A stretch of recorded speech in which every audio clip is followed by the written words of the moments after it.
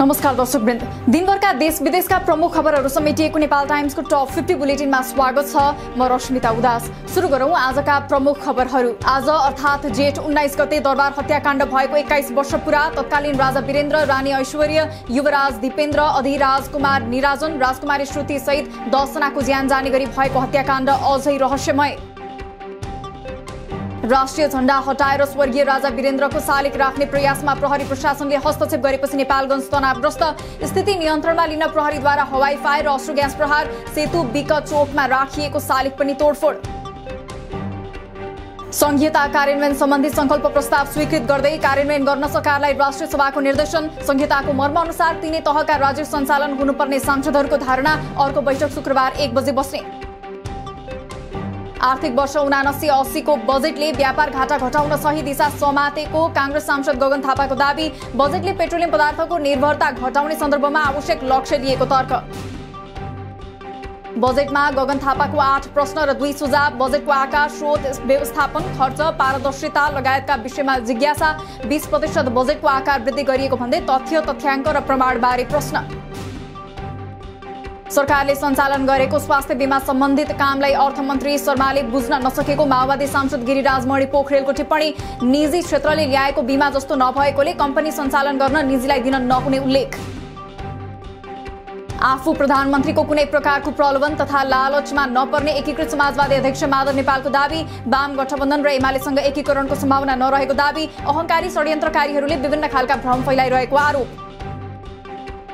आर्थिक वर्ष 79-80 को बजेटले आर्थिक अस्थिरता र थप संकटको पुनरुत्पादन गर्ने एमाले नेता प्रदीप गेवालीको भनाई। अर्थमन्त्री जनार्दन शर्माले जमिन नटेकी हावामा बजेट ल्याएको भन्दै आलोचना।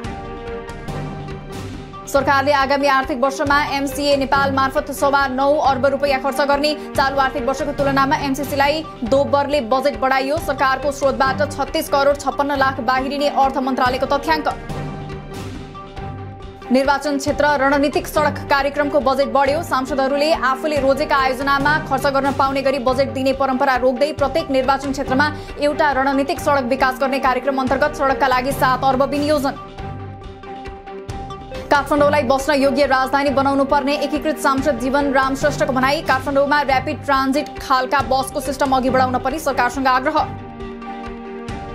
देश बनाउन बलियो राष्ट्रिय शक्तिको आवश्यकता रहेको एमाले महासचिव शंकर पोखरेलको धारणा। दलहरूको गठबन्धनले देश बनाउन नसकिने भन्दै जति धेरै राजनीतिक दल उति नै अस्थिरता, राजनीतिक विचलन र वैदेशिक हस्तक्षेप हुने दावी।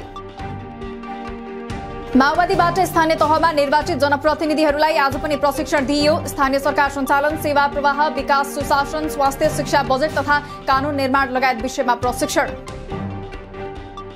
गठबन्धनलाई अझै केही वर्ष निरन्तरता दिइने माओवादी नेता वर्षमान पुनको दावी। प्रधानमन्त्रीमा कांग्रेसका सभापति देउवालाई नै निरन्तरता दिइने प्रचण्डको प्रतिक्रिया।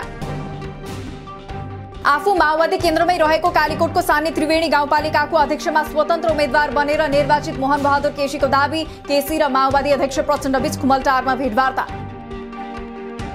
बागमती प्रदेशको पशुपक्षी तथा मत्स्य विकास निर्देशनालयले दिने अनुदान रकम आफ्नालाई दिन कर्मचारीलाई धम्की दिएको विषयमा छानबिनको माग गर्दै एमाले सांसदहरूद्वारा प्रदेशसभा बैठक अवरुद्ध। एमालेको अवरोधपछि बैठक स्थगित।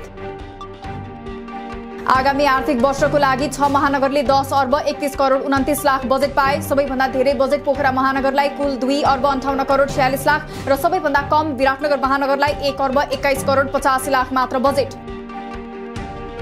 राप्रपाद्वारा शासकीय स्वरूप र निर्वाचन प्रणालीमा सुधारको माग। प्रत्यक्ष निर्वाचित प्रधानमन्त्री र अभिभावक राजा रहने गरी शासकीय स्वरूप परिवर्तन गर्न आग्रह।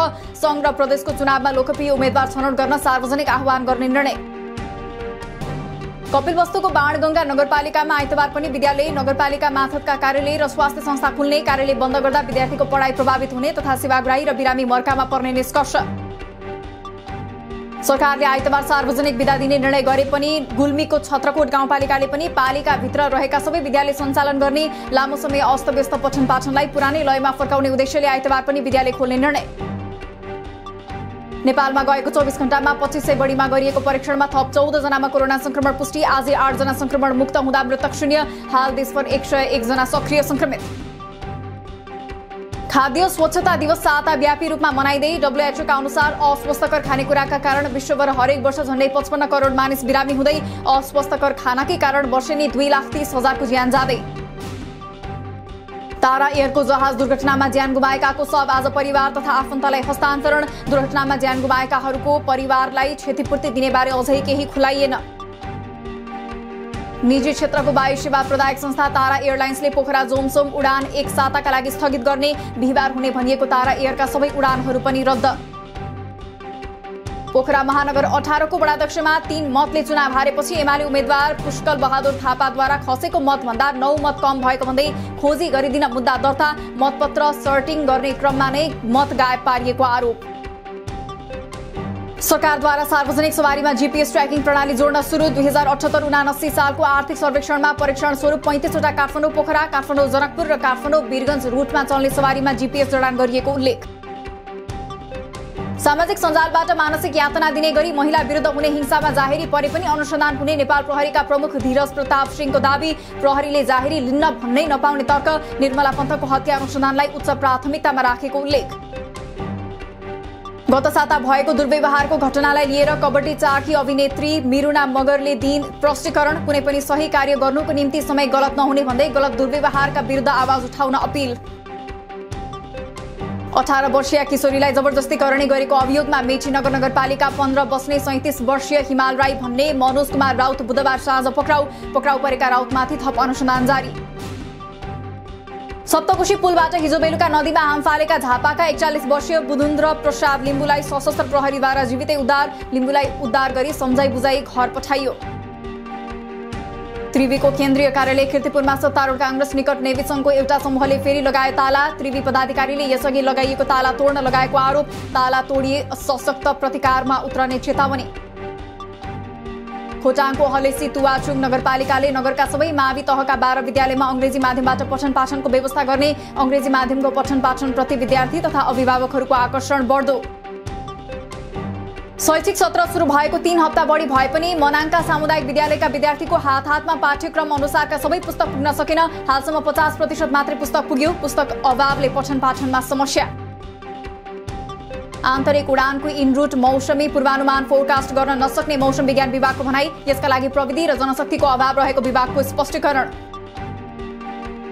एक हप्ता यता तराईका जिल्लामा हावा कम मात्रामा चल्ने र आकाश पनि सफा नभएका कारण बढी गर्मी महसुस। अझै केही दिन गर्मी बढ्ने। गर्मीमा बालबालिका तथा ज्येष्ठ नागरिकमा रोगको जोखिम रहने भएकाले ध्यान दिन विज्ञहरूको सुझाव। बर्दिया राष्ट्रिय निकुञ्जको मध्यवर्ती क्षेत्रमा मानव र वन्यजन्तु बीचको द्वन्द्व न्यूनीकरण गर्न दीर्घकालीन पर्खालको व्यवस्था गर्ने प्रधानमन्त्री शेरबहादुर देउवाको आश्वासन। आगामी आर्थिक वर्षमा बजेट छुट्याएर कार्य प्रारम्भ गरिने प्रतिबद्धता। पेट्रोलियम पदार्थमा भएको मूल्य वृद्धिका कारण दैनिक जीवन कष्टकर बनेको भन्दै ललितपुरको लुबुका किसानले गरे आयल निगम घेराउ। जग्गा भाडामा लिएर खेती गरिरहेका किसानहरूले मूल्य वृद्धि फिर्ता नभए कडा आन्दोलन गर्ने चेतावनी। इन्धनको खपत कम गर्न नेपाल ट्रक यातायात व्यवसायी महासंघले देशभर जेठ 20 गते एक द्वार प्रणाली मार्फत ट्रक सञ्चालन गर्ने। 4 दिनमा एक पटकमा मात्रै एउटा ट्रक सञ्चालन गर्ने तयारी। बुटवल भैरहवा लगायतका 11 स्थानबाट कार्ड प्रणाली लागू गर्ने तयारी। विद्युत उत्पादन बढेर खेर जान थालेपछि नेपालबाट 37 मेगावाट बिजुली भारत निर्यात हुँदै देशभित्र खपत गरेर जगेडा भएको विद्युत ढल्केवर मुजफ्फरपुर 400 केभी अन्तर्देशीय प्रसारण लाइन मार्फत निर्यात। नेपाल राष्ट्र बैंकले माग्यो आर्थिक वर्ष 79-80 को मौद्रिक नीतिको लागि राय सुझाव। आउँदो असारको अन्तिम हप्ता मौद्रिक नीति सार्वजनिक गर्ने बैंकको तयारी। सुनको भाव आज तोलामा 400 रुपैयाँले बढेर प्रति तोला 97,600 रुपैयाँ निर्धारण। चाँदी पनि तोलामा 15 रुपैयाँले बढेर प्रति तोला 1265 रुपैयाँमा कारोबार। लगातार चौथो दिन आज बिहिबार पनि शेयर बजार ओह्रालो लाग्यो। नेप्से आज 18.26 अङ्कले घटेर 2112.47 बिन्दुमा झर्यो। आजै 1 अर्ब 16 करोड 15 लाखको शेयर खरिद बिक्री। नेपाली क्रिकेट टोलीले पहिलो अभ्यास खेलमा आज नेपाली अल स्टारसँग खेल्दै। नेपालको कप्तान सन्दीप लामिछाने र अल स्टार्सको पृथु बास्कोटाले गर्दै इन्डियन प्रिमियर लिग 2016 का च्याम्पियन विपुल शर्मा नेपाली अल स्टार्सको टोलीबाट खेल्दै। आईसीसी विश्वकप लिग 2 त्रिकोणात्मक ओडीआई सिरिज अन्तर्गत नेपालले पहिलो खेल जेठ 26 मा ओमानसँग खेल्दै सुरुवात गर्ने। दोस्रो अभ्यास खेल शनिबार ह्युस्टन हुरिकेन्ससँग खेल्ने। स्कटल्यान्डलाई 3-1 गोल अन्तरले हराउँदै युक्रेन फिफा विश्वकप छनौटको प्लेअफको फाइनलमा पुग्यो। अब युक्रेनले प्लेअफ फाइनलमा वेल्ससँग खेल्ने। विजेता टोली कतार विश्वकपमा पुग्ने। भारतमा पछिल्लो 24 घण्टामा 3700 बढीमा कोरोना संक्रमण पुष्टि। अघिल्लो पटकको तथ्याङ्क भन्दा 967 जना धेरैमा संक्रमण फेला। भारतमा सक्रिय संक्रमितको संख्या बढेर 19,509 पुग्यो। भारत र बंगलादेश बीच तेस्रो रेल सेवा सुरु। रेल सेवा पश्चिम बंगालको न्यू जलपाइगुडीबाट बंगलादेशको ढाकासम्म सञ्चालन हुने। भारत बंगलादेश रेल सेवाबाट दुई देश बीचका नागरिकको सम्पर्कलाई अझ सुदृढ गर्न सहयोग पुग्ने विश्वास। अमेरिकाको ओक्लाहोमा राज्यको सेन्ट फ्रान्सिस अस्पतालमा गोली चल्दा 4 जनाको मृत्यु, केही घाइते। गोली चलाउने दोहोरो गोलीबारीमा मारिए। अस्पतालमा आक्रमण गर्नुको उद्देश्य खुल्न बाँकी। पश्चिमा देशहरूले युक्रेनलाई थप अत्याधुनिक हतियार उपलब्ध गराउने। पश्चिमा देशहरूले थप परिष्कृत हतियार दिएर आगोमा घिउ खन्याएको रुसको प्रतिक्रिया। शहरको झण्डै 20% भूभाग मात्र आफ्नो पकडमा रहेको सेभरोडोनेट्स्कका क्षेत्रीय गभर्नरको दावी। र रुसी सेनाले पूर्वी युक्रेनका मुख्य शहरहरूमा कब्जा बढाउँदै लगेपछि अमेरिकी राष्ट्रपति बाइडेन र नेटोका प्रमुख जेन्स स्टोल्टेनबर्ग बीच भेटवार्ता हुँदै रुस विरुद्ध थप रणनीति तय गर्न लागेको हुन सक्ने अनुमान।